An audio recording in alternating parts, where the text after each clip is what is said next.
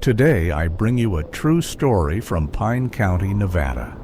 A story so sad, so terrifying that I must warn you. Do not watch this alone.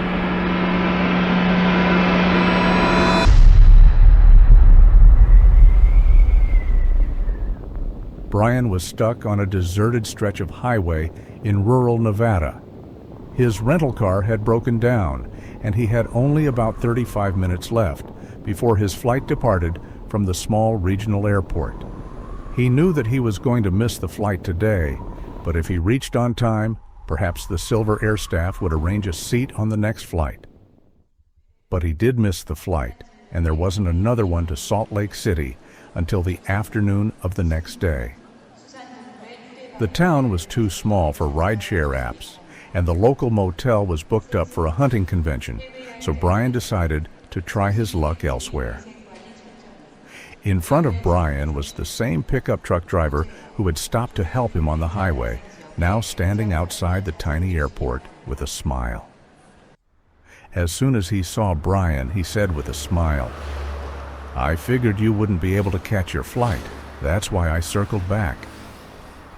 Brian smiled at such apparent kindness and asked if there was a place nearby where he could spend the night. The driver, who introduced himself as Ray, smiled, nodded, and said, "There's a place about 20 miles up the mountain road, but city folks like you, who are used to Hampton Inns, might not like it, but it's clean and feels just like home." Brian thought it was just for one night, and this man had gone out of his way to help him, so it seemed like a decent option. If Ray also earns a few bucks from the recommendation, that's deserved. Out of appreciation, Brian set off with him towards the lodging. After a winding journey of about 25 minutes through the pine forests, they arrived at what looked like a converted old mining company lodge, similar to the Stanley Hotel, but much smaller and more weathered, that had been turned into a guest house called the Overlook Lodge. A young woman with auburn hair, perhaps in her late 20s, was sitting at the reception desk in the dimly lit lobby. "Hi there." "Welcome to the Overlook. I'm Gwen," she said with a warm smile. "You're lucky tonight. We've got one room left." If he had come a little later, this too wouldn't have been available.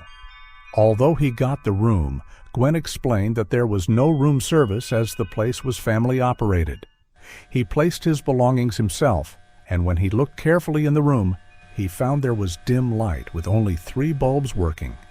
From the moment Brian entered room 13, he felt as if he wasn't alone in the room. The first thing he checked was the bathroom. Everything looked clean, but old. He decided to sleep after taking a shower. Brian was showering when he heard the sound of the room door outside opening. He turned off the water, came out with just a towel wrapped around him, and saw that the room was empty. There was only a slight rustling sound of branches against the window from the wind.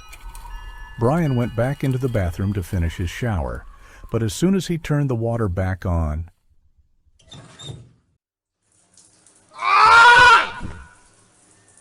the water was scalding hot, as if the pipes were pumping boiling water. Leaving the shower halfway, Brian came out, changed his clothes, and sat on the chair by the window to smoke a cigarette. He knew smoking was harmful to health, but he had become addicted during his college days. Looking down from the window, he saw Ray talking with someone in the gravel parking lot, and while talking, Ray glanced up towards Brian's window 3 or 4 times, but neither smiled nor acknowledged him. It was strange that the person who had been so helpful on the highway was now looking at Brian like this. Brian was a little unsettled by this. He got up and went to the bathroom with the intention of going to sleep afterward. As Brian entered the bathroom and looked in the mirror, the blood flowing in his veins turned to ice. It felt like needles were piercing his brain because in the reflection behind him, he could see a woman's face with open eyes staring at him with a grotesque smile. Brian screamed with all his might. That's when he woke up and realized he had fallen asleep in the chair. Rubbing his eyes, Brian got up and now truly headed to the bathroom. And this time, as soon as he looked in the mirror, a slight scream escaped him because he saw a woman's silhouette in the shower behind the curtain. At this moment, Brian was soaked in sweat despite the cool mountain air. He couldn't understand what to do when his instinct kicked in.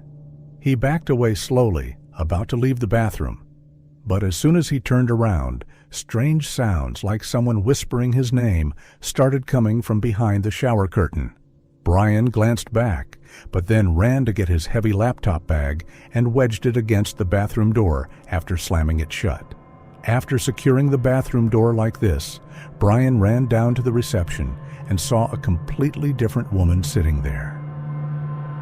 This one was elderly, perhaps in her 60s, with silver hair pulled back in a tight bun and wearing a dated floral dress.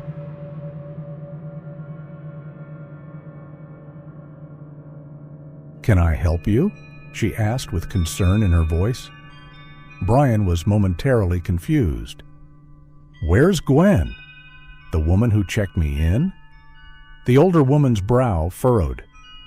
"Gwen is on break. I'm Martha. Is there something I can help you with?" Before Brian could process this, he blurted out everything about the face in the mirror and the figure behind the shower curtain. Hearing Brian's words, Martha became visibly concerned. She followed Brian to the room, and as soon as the room door opened, Brian got the biggest shock of his life because his heavy bag that he had wedged against the bathroom door was still on the desk where he had originally put it. Brian stopped in his tracks seeing his bag, but Martha was composed. Slowly, she looked around the entire room. Brian thought she might scream or shout after seeing the bathroom, but nothing like that happened. She came back after looking around the entire room, and before leaving, she said with a strange expression, "You're just getting worried for no reason. You're tired. Go and sleep. Otherwise, your imagination will run wild in these mountains. They have that effect on outsiders." Brian thought that perhaps she was right. Brian went to the window to smoke another cigarette and had just lit a match when his gaze went downwards and saw Martha walking out the lodge slowly. How did she get there so fast? He wondered aloud. Brian immediately threw away the cigarette and went back to open his room door to look outside and saw Martha still walking in the corridor in front of his room. Brian's blood ran cold. His skin crawled as if his entire body was covered in ice. Brian immediately locked the room, closed the window, and lay down covering himself with a sheet up to his head. Lying in the dark room like this, Brian could hear sounds from under the sheet and could also see hazily that someone was sitting in a corner near the room door, turning the room light, on and off, repeatedly. Brian slowly pulled down the sheet with his ice-cold hands. Tears of fear filled his eyes at what he saw. Martha sat in the chair near the door, repeatedly turning the light switch on and off. She looked different now. Her skin was yellowish-white and peeling. Her body resembled a decomposed corpse, and cut marks covered her entire body. Brian somehow composed himself and with all his might lunged towards the door and was about to flee when his cold hands were grabbed by the even colder and lifeless hands of Martha.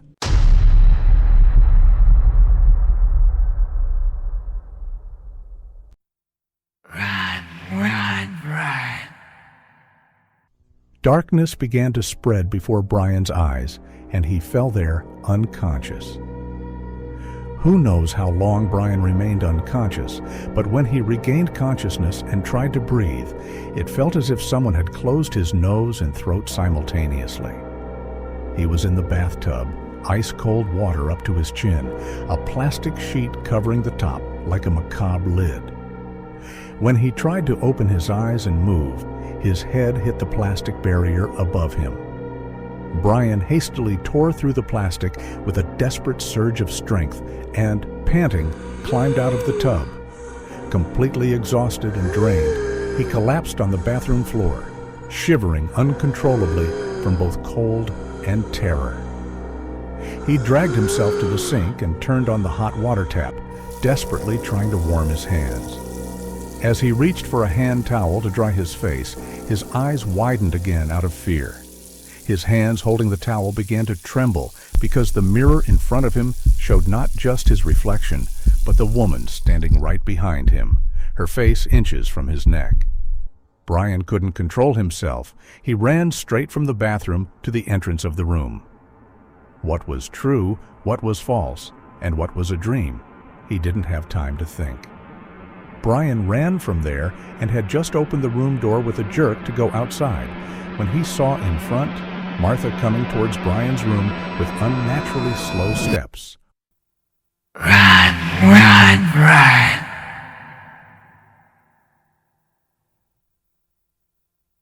Darkness began to spread before Brian's eyes again. Brian couldn't feel his hands and feet, and suddenly, with a jerk, before his eyes closed, he felt his face falling to the ground. And Brian became unconscious. When Brian opened his eyes, he could smell formaldehyde and decay all around him. When he fully opened his eyes, Brian was horrified. His soul trembled to the core. He was in what looked like an old mine shaft that had been converted into a basement workshop. There was dampness on the walls. From somewhere in 2 or 3 corners, water was dripping from the rock ceiling into metal pans.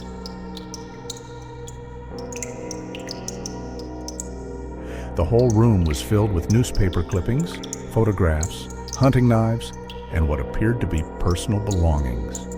And there were blood stains all over the white sheets covering various tables. Brian was cursing himself, wondering in what moment of madness he had trusted Ray and got stuck here.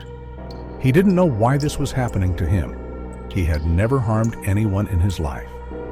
Brian was looking for a way to get out when his gaze fell on the wall in front where some names were carefully etched into the rock. Michael alongside Christopher, David alongside James, Robert alongside John, and at the end, alongside Brian's father, William, Brian's name. All these names were crossed out with what looked like dried blood. 6 more names were written below in this way. Brian's father had suddenly disappeared during a business trip a year ago. Even after involving county sheriffs and state police, no trace of him could be found. Today, Brian realized that he might have disappeared here, at this very place. In the center of the room was a shrine of sorts, faded photographs of a woman in her 40s with a young boy, both smiling in front of the lodge. Newspaper clippings with headlines about a missing lodge owner and abandoned child were carefully preserved under glass. Brian was sitting on the ground in despair when the metal door of that room opened.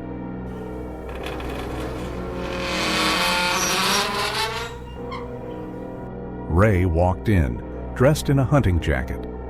He lit a cigarette, and after exhaling smoke, he began to speak in a soft, almost detached voice. 25 years ago, your father and his 5 hunting buddies stayed here, Ray said, pointing to some yellowed photographs on the wall. Brian's eyes widened as he recognized his father, much younger, among a group of 6 men standing in front of the lodge.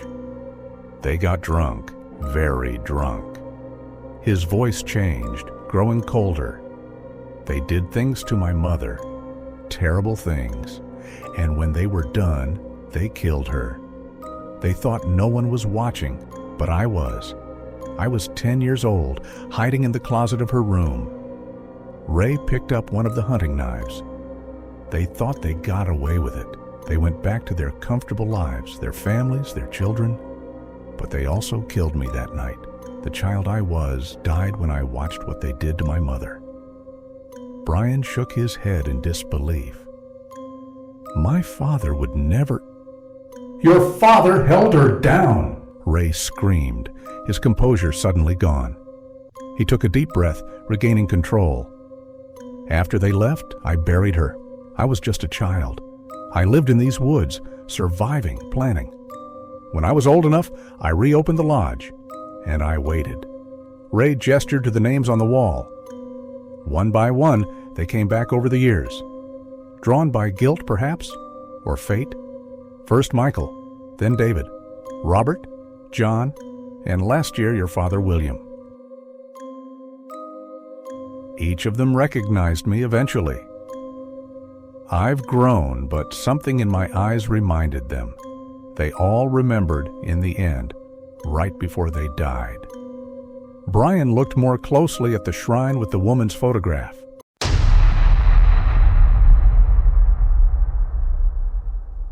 "That's Martha," Brian whispered. Ray froze, his knife midair. "What did you say?" "Martha," Brian repeated, pointing to the photograph. "The woman who was in my room, the one who was turning the lights on and off. She was at the reception desk, too." Ray's eyes narrowed. "How do you know her name?" "I never told you her name." "Because I saw her," Brian insisted. "She came to my room. She followed me up the stairs. She was sitting at the reception desk." Ray studied Brian's face carefully, then let out a cold laugh. "Nice try. You're just trying to buy time or mess with my head. My mother has been dead for 25 years. Whatever you think you saw was just your mind playing tricks on you." "But it was her," Brian pleaded. "The same face as in that photo." "Enough," Ray shouted. "You city people are all the same, full of lies till the very end." Brian lunged forward, grabbing another photograph from the shrine. "Look, it's the same woman. She was in my room." Ray knocked the photograph from Brian's hand. "I said enough." With a swift, practiced motion, Ray plunged the knife into Brian's chest. As Brian gasped and clutched at the wound, Ray leaned in close. "The sins of the father, Brian. The sins of the father."